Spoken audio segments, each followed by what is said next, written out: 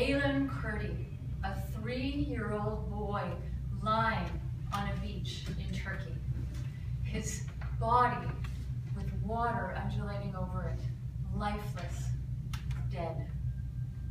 That image evoked such emotion across the world and ignited the debate about refugees. Alan was one of millions of people fleeing their home country in the past year. He was one of 3,600 people to die in the Mediterranean looking for a better life.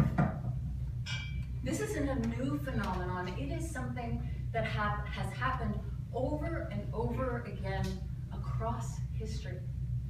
In fact, I stand before you right now because people made a difference, and they made a difference in the midst of this kind of crisis 70 years ago. Madam Chair, fellow toastmasters, and honored guests. It's 1940. Poland is in the midst of a world war, and Germany and Russia have made a pact, secret, to divide Poland in half. Stop, don't go home. Your husband's been taken. He's accused of being a spy. The Russians have him.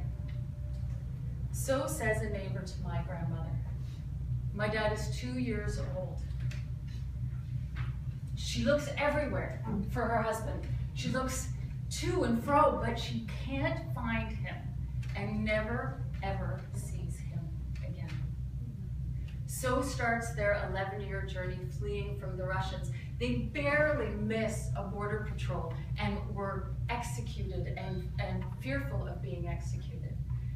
They go on and miss the Dresden bombing by just 7 days, where 150,000 people were killed.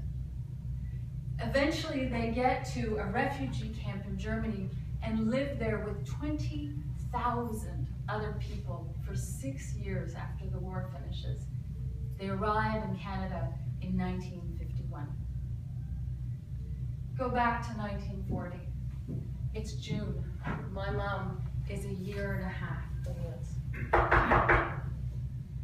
You have 2 minutes and you have to leave right now.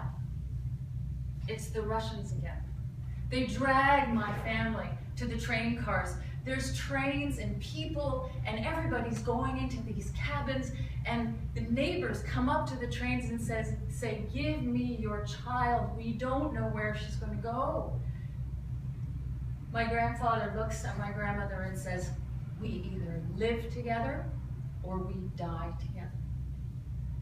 So starts their 9-year journey. It starts in Siberia, where they're in forced labor camps picking crops for the Russian army. They're let go. They go from refugee camp to refugee camp through Iran, Uzbekistan, Lebanon, and finally they end up in London, where they meet up with my grandfather, who's been fighting for the Allied forces. They arrive in Canada in 1949. My mother is one of 2 of 30 children that actually lives to make the journey. When they arrive in Canada, life isn't easy.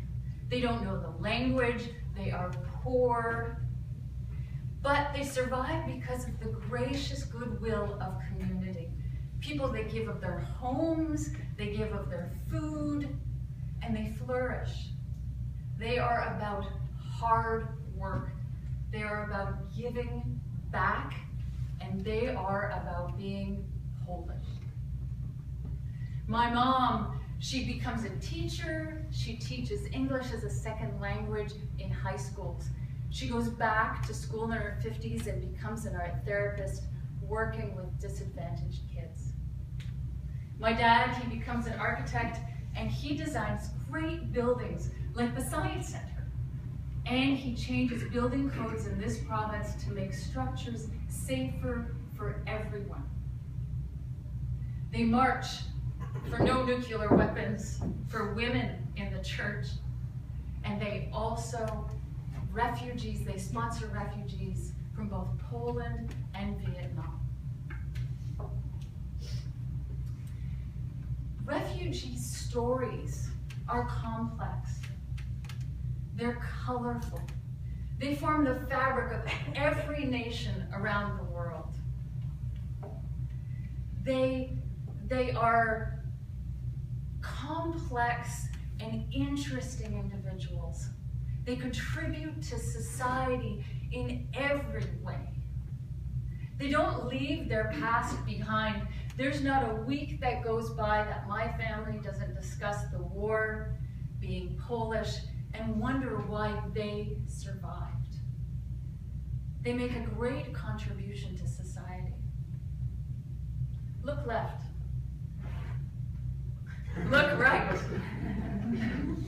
There are people around you in this club that come from all sorts of different countries, and they have enriched your life every week.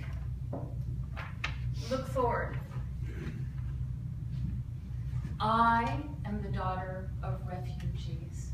I ja jestem dumna, że jestem Polską Kanadiką. I am so proud of being a Polish Canadian. The refugees of today, they need you. They need you to be compassionate. They need you to continue the legacy of a country that believes in a diverse cultural society. Be there for refugees and ensure that they are the Canada of the future.